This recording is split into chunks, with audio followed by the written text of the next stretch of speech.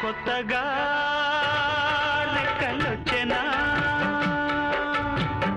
గూటిలోని గువ్వ పిల్లకి మెత్తగా రేకు విచ్చెనా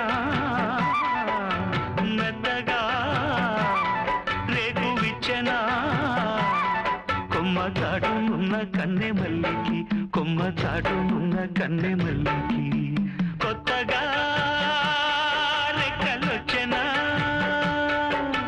మెత్తగా రేకు విచ్చెనా.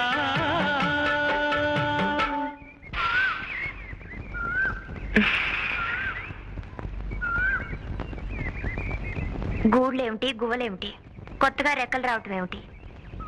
ఏమిటండి మీరు మనస్ఫూర్తిగా ఆ గజ్జెలు కాళ్ళకు కట్టుకుంటున్నారంటే గోపిల్లకి కొత్తగా రెక్కలు వచ్చినట్టే కదండి. మీ కవిత్వం కూడా వచ్చా? మీ కళ్ళను చూస్తుంటేనే కవిత్వం వచ్చేస్తుంది.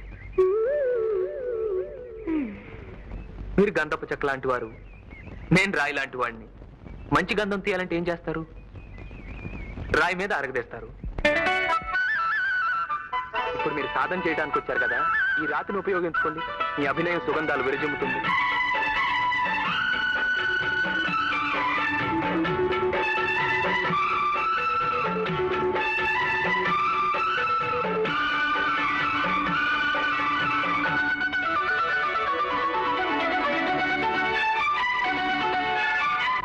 కొండదారి మార్చింది కొంటె వాగు జోరు, పులుపులెన్నో నేర్చింది కలికి ఏటి నీరు.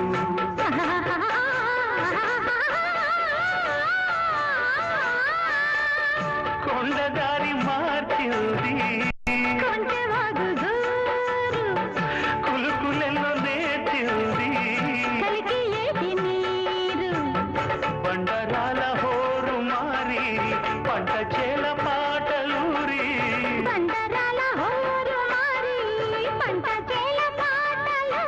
మేఘాల రాగాల మాగాణి ఊగేల సిరిచిందు లేసింది కనువిందు చేసింది కొత్తగా రెక్కలొచ్చెనా మెత్తగా రేకు విచ్చెనా.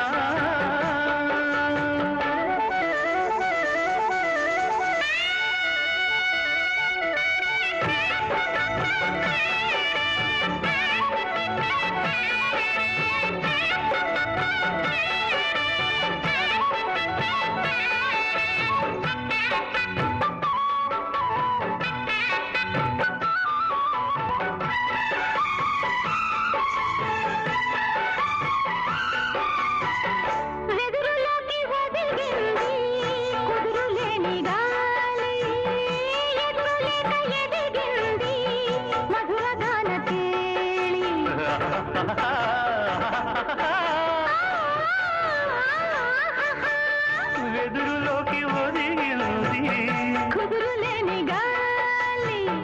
ఎదురు లేక ఎదిగింది భాషలోన రాయలేని రాసలీల రేయిలోని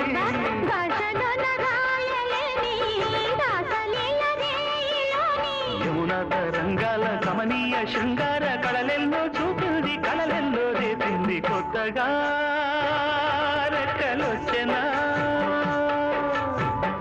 గూటిలోని గువ్వ పిల్లకి మెత్తగా రేకు విచ్చెనా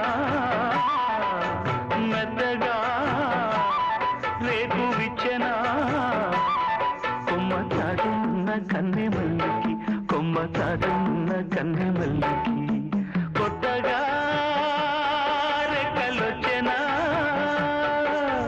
మెత్తగా రేకు విచ్చెనా. చూడు, నేను గట్టిగా తొడచరిచానంటే ఆ సౌండ్కే గుండాకి చస్తావురా నువ్వు. నా ముందు తొడగొడితే తొడ మెడ రెండు నరికా. ఇది బొబ్బిలి సింహం పంచ. మళ్ళీ ఈ సీమలో కాలు పెడితే ప్రాణాలతో ఉండవు. బీపీ తెప్పించకు నాకు, బీపీ తెప్పించకు నాకు. పెద్దోడు అని గౌరవిస్తాను ఇంతకడి నుంచి. ఓపిక తక్కువ నాకు.